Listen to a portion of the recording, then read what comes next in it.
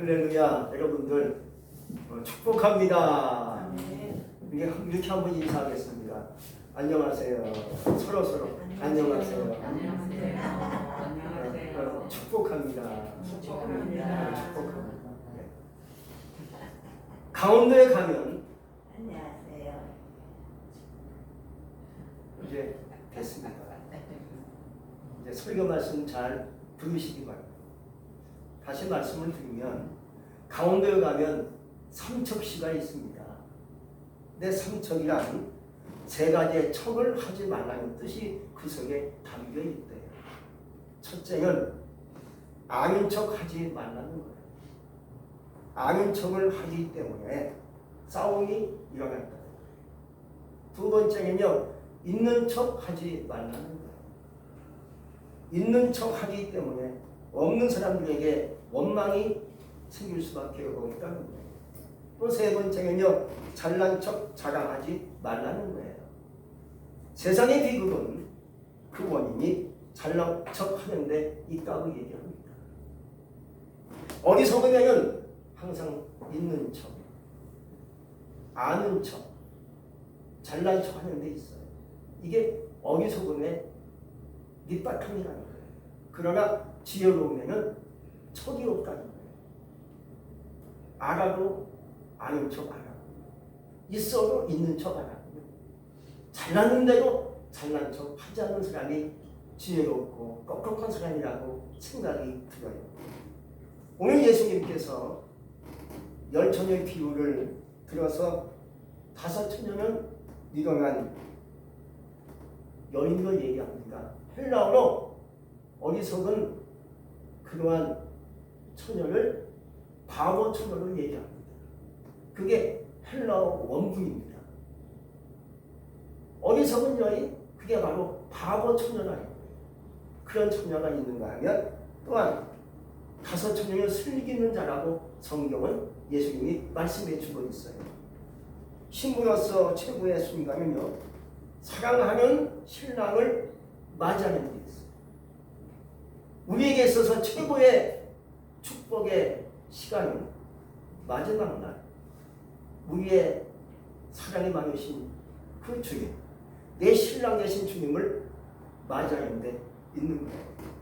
예수님은 오늘 열 처녀의 비유를 통해서 신랑 신부의 혼인식인 이스라엘 민족의 관습을 통해서 말씀해 주고 있어요.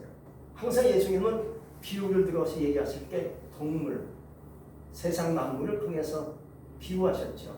오늘은 이스라엘의 그 결혼 습관, 관습을 가지고 말씀해 주었는데, 이스라엘 민족은 혼인식이 거의 밤에 한다는 거예요.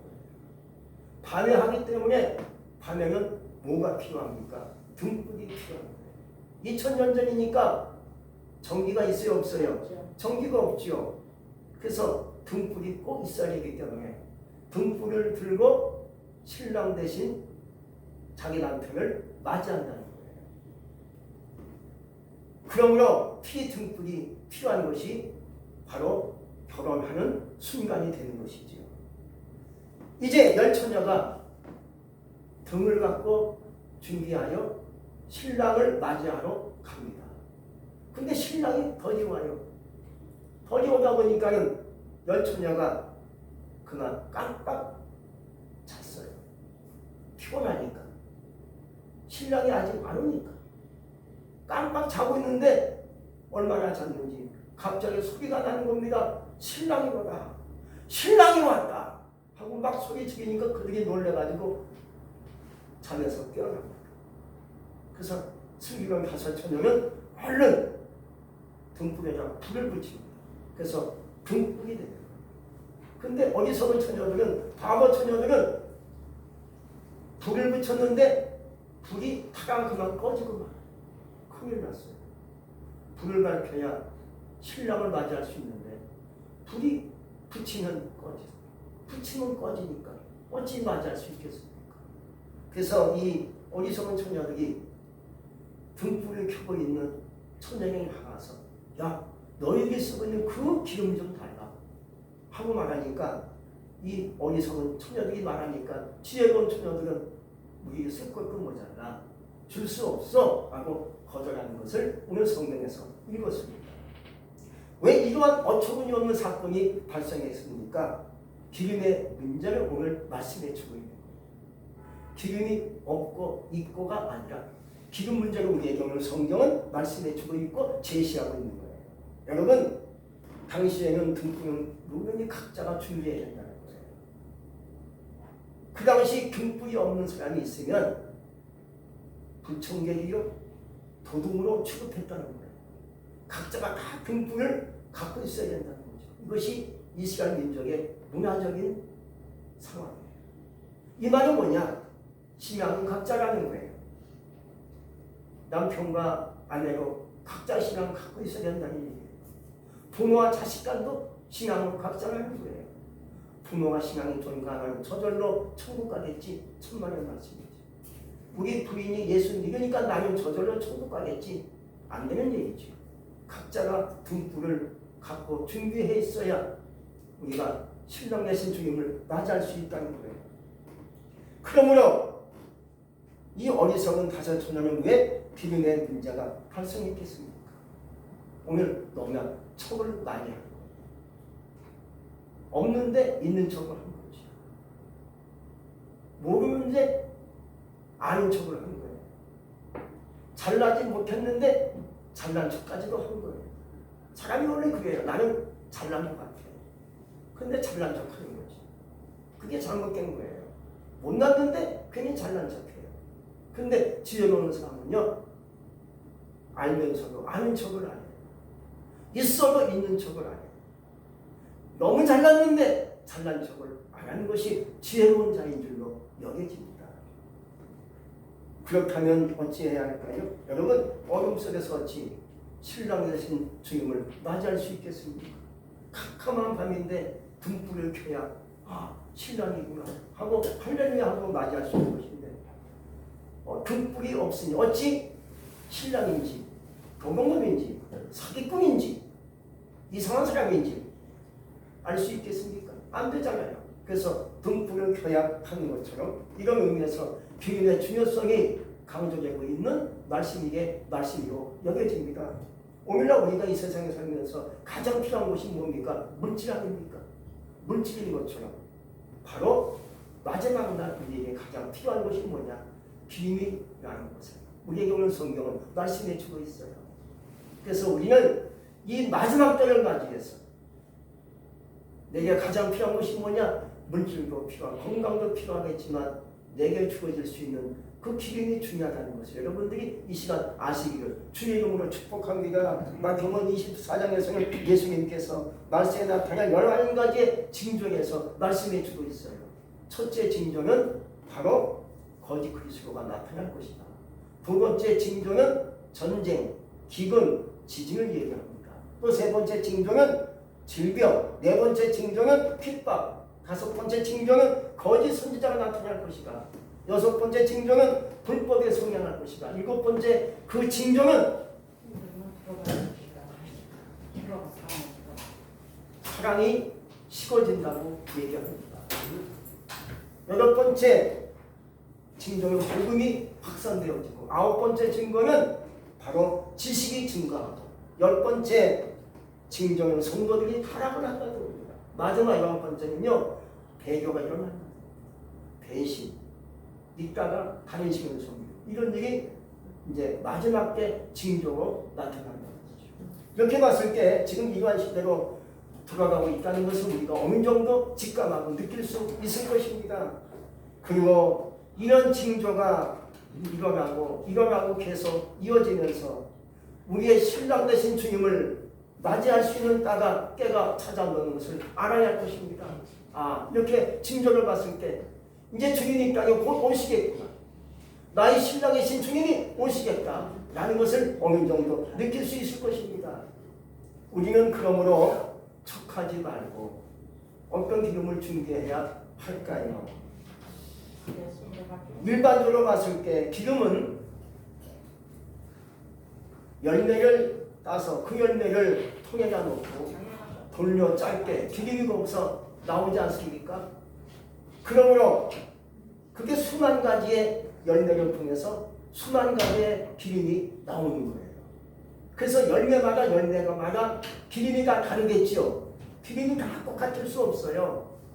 그래서 해바라기 씨유, 포도 씨유, 올리브유, 씨어버터 오일, 해바라기 씨유, 홍화 씨유, 콩기름, 들기름, 참기름 다 맛이 틀리고 효과가 다르죠. 이 세상에 모든 열매마다 기름이 나와요. 또 기름의 그 효능이 다르고 맛이 틀리고 감각이 틀리는 것이죠. 어마어마한 기름이 이 세상에 얼마나 많습니까? 수만 가지의 기름이 있죠. 열매마다 기름이 나오고 식물마다 기름이 나오는 거예요. 그 열매를 통해서 우리는 먹기도 하고 쓰기도 하고 아픈 데 바르기도 하고 상처를 싸매기도 하는 겁니다. 그런데 신기하게도 사람에게도 기름이 나온다는 것을 여러분들이 아시기 바랍니다. 기름이 어떻게 만들어질까요? 사람도 통에는 없고 막 돌려야 기름이 나오겠습니까? 그건 아니죠. 그런 겁니다. 바로 어떤 기름이 나오겠습니까? 어떤 사람이든지 애를 씁니다. 살다 보니까 짐을 노력을 해요. 열심히 살아요. 이렇게 인생살이 애를 쓰고 열심히 살다 보니까 인생의 기름이 거기서 나오게 된다는 거예요. 우리가 지금까지 살아오셨는데 애를 썼잖아요. 열심히 살아오셨잖아요. 짐을 뺐어요. 거기서 기름이 나온다는 거예요. 예를 들어서 자식은 부모의 쥐어짠 그 기름을 먹고 사는 거예요. 그렇지요? 열심히 부모님들은 자식을 위해서 열심히 일을 해요. 어떤 부모님은 밤새도록 일하는 부모도 있어요. 기름을 짜는 거지. 아이들은 그 기름을 먹고 성장하고 아름답게 성장하고 자라는 거예요. 다시 그 말을 다른 말로 얘기하면 사람을 먹고 산다라고 얘기할 수 있습니다. 이처럼 어떤 사람은 학문을 여는 거예요. 다 연구하니까 징을 빼는 거예요. 그 사람의 학문을 통해서 그 사람의 기름 섞인 어떤 중요한 맛을 느낄 수가 있는 것이죠. 이렇게 저마다 인생의 기름을 짜는데 다 그 기름이 같아야 같아요. 다 그 기름이 다르죠. 똑같지 않죠. 쌍둥이도 다르죠.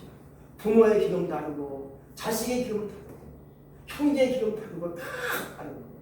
그 기름을 각 짜고 인생의 기름을 짜게 되는 것이죠. 그래서 꽃마다 기름이 다르고 열매마다 기름이 다른 것처럼 인생의 기름이 다르게 돼 있어요.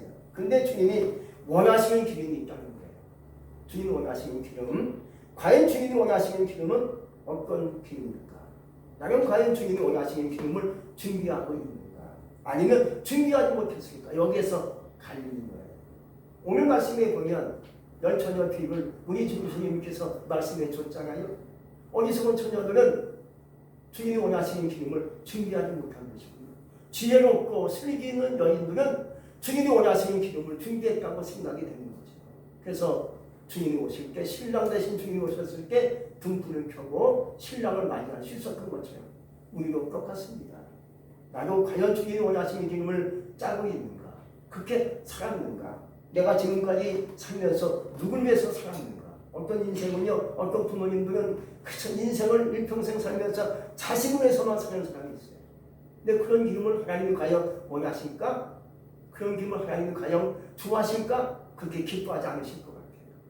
그래도 그렇게 살아왔고 열심히 살아왔고 자식을 위해서 살아왔고 장사하며 살아왔지만 이제 남은 세월을 어떻게 살 것인가? 주를 위한 기름을 짤 수 있는 시간이 되시기 바랍니다. 내가 지금까지는 그리고 자식을 위해서 살아왔고 열심히 돈 벌며 살아왔고 집 갖고 살아왔지만 이제 남은 여생은 내가 주를 위해 살아야겠다. 그러한 각오를 갖고 사신다면 앞으로 우리의 기름은 주님이 원하시는 기름이 나오지 않을까? 그런 믿음이 듭니다. 그러므로 주님을 위한 삶이 뭘까요? 첫 번째 십자가 지는 삶이라고 여겨집니다. 예수님이 땅에 오셔서 땀과 피를 흘리시면서 인생 사람들을 구원했습니다. 십자가 지기까지 예수님은 땀과 피를 흘리면서 예수님 나름대로 기름을 짜셨어요. 예수님을 메시아라고 해요. 메시아는 기름 부음을 받았다는 뜻을 갖고 있어요. 그 기름 어디서 짰겠습니까? 본인이 짜는 거지. 세상을 구원하고 우리를 구원하시기 위해서 땀과 피를 쏟으셨어요. 십자가에서 피를 쏟으셨습니다. 그것이 기름으로 우리에게 은혜를 주시게 된 줄로 믿습니다. 우리도 정말로 십자가 지고 가시기 바랍니다. 내가 주를 위해서 십자가 지겠습니다. 헌신하겠습니다. 기도하겠습니다. 전도하겠습니다. 주의 뜻을 감당하겠습니다. 하고 십자가 질 때 주님이 원하시는 기름을 짤 수 있는 사람이 되지 않겠는가 그렇게 믿어져요. 이제 내가 남은 여생을 주를 위해서 살겠습니다. 내가 지금까지는 나를 위해서 살은 것 같아요. 내가 지금까지는 자식을 위해서 살았던 것 같아요. 내가 지금까지는 가정을 위해서 살았지만은 이제 앞으로는 내 남은 여생을 주를 위해서 살겠습니다. 십자가 지겠습니다. 내가 하나님께서 주신 사명을 감당하겠습니다. 내가 먼저 하겠습니다. 내가 먼저 십자가 지고 사랑하고 베풀고 기도하며 전진하겠습니다. 할 때 이제 남은 여생을 주를 위한 기름을 짤 수 있는 그러한 사람이 될 줄로 믿습니다. 두 번째는요, 복음 전파예요. 예수님께서 부활하시고 이제 마지막 승천한 직전에 하신 말씀이 있어요. 너희는 땅 끝까지 이르러 내 증인이 되리라. 이 말씀을 하시고 예수님이 하늘로 승천하셨죠. 그러므로 주님이 원하시는 길이 뭘까? 복음 전파예요. 나만 예수 믿고 구원받는 것이 되면 안 되잖아요. 내 일가 친척, 내 형제 자매, 내 친구들, 이웃을 내가 만나면 예수 믿으세요. 교회 나오셔야 돼요. 예수 믿고 함께 천국 갑시다 하고 주님을 증거할 수 있기 바랍니다. 복음을 전할 수 있는 자가 되실 때 기름을 짜는 자가 되는 거예요. 주님이 원하시는 기름을 내가 짤 수 있는 거예요. 오늘 지혜로운 여인들은 아마 그렇게 기름을 짜신 것 같아요. 열심히 주를 위해서 살고 신랑 되신 주님을 맞이하기 위해서 열심히 기름을 짜다 보니까 신랑과가 하고 했을 때 등에 불을 켰을 때 불이 환하게 밝혀지면서 등불이 된 줄로 믿습니다. 근데 어리석은 여인들은 등불을 켜려고 불을 붙였지만 불이 붙다가 꺼져요. 왜? 주님이 기뻐하는 기름이 아니었다는 거예요. 우리 그러므로 복음 전파하시기 바랍니다. 그래요. 때가 어느 때인데 지금 전도합니까? 코로나가 아직도 없어지지 않았는데 그것은 세상적인 얘기고요. 좀 더 우리가 기도하면서 이웃에게 복음을 전파하기 바랍니다. 예수 믿으셔야 돼요. 지금이 가장 아주 귀하고 가장 아주 위기에 처하는 시대입니다.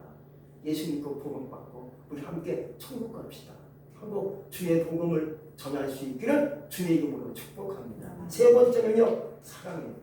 하나님 사랑, 이웃 사랑이죠. 그러나 오늘날 점점 사랑이 식어져 가고 있어요.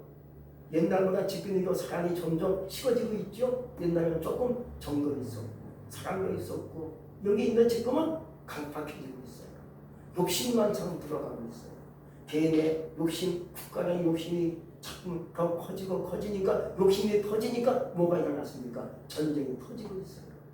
욕심에 의한 결과인 줄로 믿습니다. 욕심이 없으면 왜 남의 것을 넘봅니까? 내 것으로 만족하며 살아야죠. 욕심이 들어가는 거예요. 남의 걸 먹어야 이게 직성이 풀리니까 남의 나라 침공하고 사람을 죽이고 폭력하고 사람을 완전히 비참하게 만드는 것이 욕심의 결과가 아니겠습니까? 이게 뭡니까? 사랑이 식어졌다는 거예요. 전 세계 모든 인구가 사랑이 돼야 되는데 사랑이 점점 식어지니까 이게 욕심이 일어나서 남의 것을 먹어치워야 재밌고 직성이 풀리고 내가 살 것 같아요. 정치인들이 흔히 요즘 그래요. 내가 살기 위해서 남을 죽여야 돼. 이게 정치의 무서운 비극적인 일이라는 거예요. 남을 죽여야 내가 살죠. 남이 깨져야 내가 살게 돼. 이게 욕심이죠. 왜? 사랑이 점점 식어가고 있어요. 미국의 남북정제 당시 있었던 시간입니다. 전쟁 끝도 없이 이루어지고 있어요. 남쪽 북쪽 군사들은 전쟁에 참가하여 전쟁하고 있는데 배치하고 있는데 지쳐나갑니다. 빨리 집에 가고 싶은데 가지 못해요. 왜? 도망자가 되면 사형입니다. 그냥 할 수 없이 전쟁에 참여하고 있는 거예요. 지쳐나가요. 전쟁이 계속 이어지고 있어요. 언제 끝날지도 몰라요. 이런 전쟁의 군사들이 병선에 참여하고 있는데 너무 힘들고 어렵고 지쳐가는 거죠. 근데 북쪽의 한 병사가 밤하늘의 정적을 깨고 생각하니까 모든 군사들, 우리 북쪽의 남쪽 군사들이나 병사들이 불쌍해 여기고 너무 처량해 보이고 불쌍해 보이니까 저절로 입에서 찬송이 나옵니다. 입에서 찬송이 막 터져 나오면 이런 찬송을 불러요. 내 주를 가까이 하게 하면 십자가 진 같은 고생이야. 내 일생소 오면 늘 찬송하면서 주께로 나가기 원합니다. 이 찬송이 밤하늘의 정적을 깨고 막 찬송하는데 그 다음에 모든 병사들, 북쪽의 병사들, 남쪽의 병사들이 가까이 대치하고 있었으니까 그들과 함께 따라 부르더라는 거예요. 울면서 함께 막 찬양을, 찬송을 부르는 거예요. 이것이 계기가 되어가지고요, 전쟁이 종식되어지고 평화가 찾아왔다는 얘기가 있어요. 이 사랑의 축복이지요. 사랑이 있으면 전쟁이 끝나는 거예요.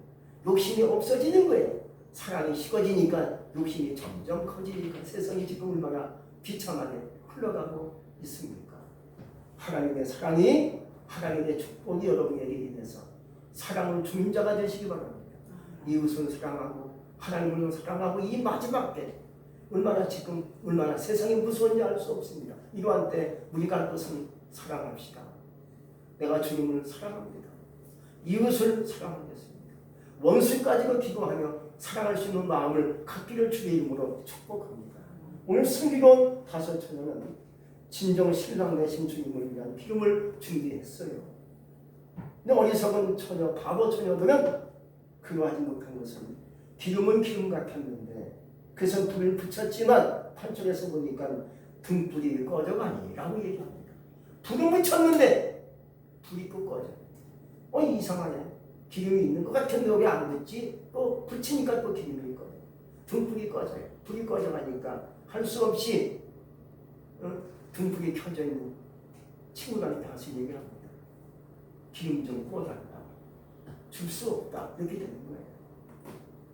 주님이 원하시는 기름이 아니라면 내가 불을 붙여도 불이 붙지 않고 꺼진다는 거예요. 여러분, 기름이 붙는 기름이 되시기 바랍니다.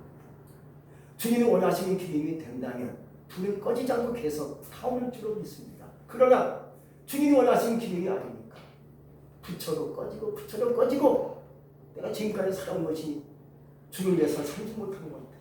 욕심으로 살아온 것 같아요. 그러다 보니까 기름이 합당치 못한 기름이니까 붙여도 기름이 붙지 않고 불이 꺼지고 만다는 것이죠.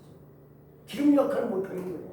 여러분, 기름은 기름 같은데 금방 꺼져가는 기름 무슨 소용이 있겠습니까?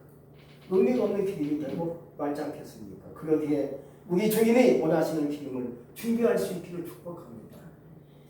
다음에 처녀가 나오죠. 왜 예수님은 처녀로 비유했겠습니까? 오늘 말씀에 처녀를 비유하신 것은 처녀가 순교를 말합니다.